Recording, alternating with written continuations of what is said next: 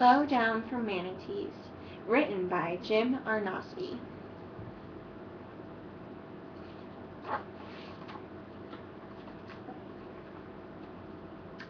On a warm Florida morning, at the edge of a shimmering canal, a manatee munched on the low-hanging mangrove leaves.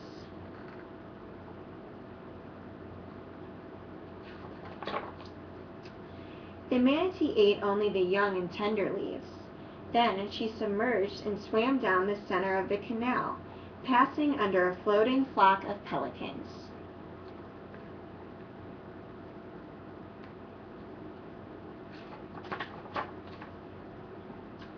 The manatee moved very slowly. She wasn't in a hurry. She had all the time in the world, and a world of water to explore.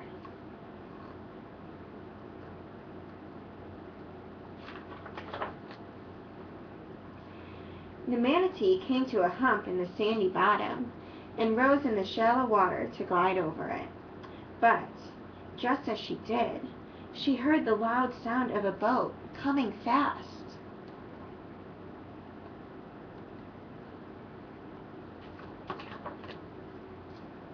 The boat hit her and pushed her down, crushing her ribs against the bottom. Sharp propeller blades cut into her back and tail. Wounded badly, she rolled on her side and drifted with the outgoing tide.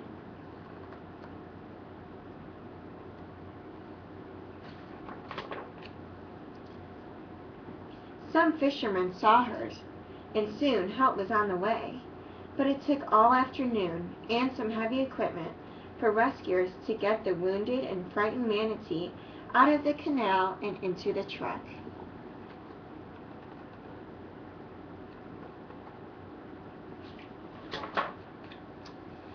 They took her to a seaside aquarium and carefully placed her in a special holding tank.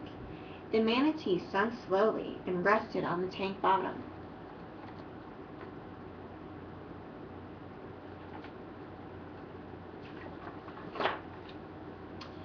Early the next morning, divers got right in the tank with the manatee and gently examined her wounds. One of the divers noticed a bulge in the manatee's stomach and realized she was carrying a calf inside. The exciting news spread quickly, and everyone at the aquarium wanted to see.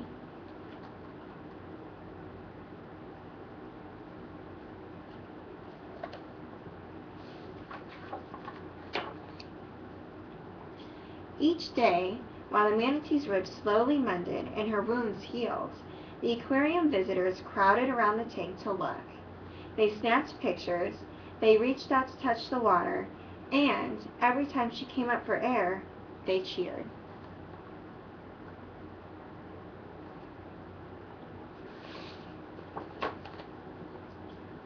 The people loved the manatee, and week by week she gradually became accustomed to the attention. But her world, once boundless, had shrunk to the size of a tank. One night, long after the aquarium gates had closed and all the people had gone home, she gave birth to her calf. Both mother and baby were healthy and strong.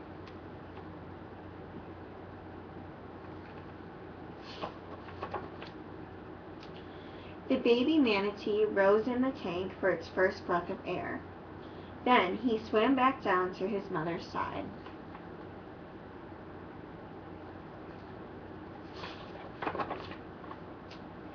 They nuzzled noses, and the mother nursed her baby.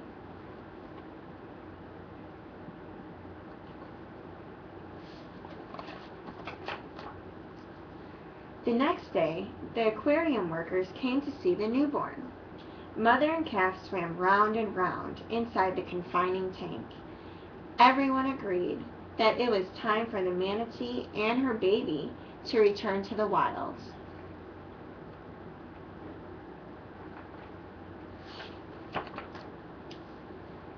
The manatees were released side by side in the same canal where the mother was found.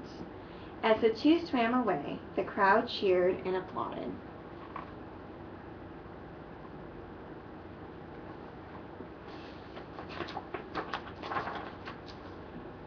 The people placed a sign in the shallow waterway warning boaters to slow down and watch for manatees.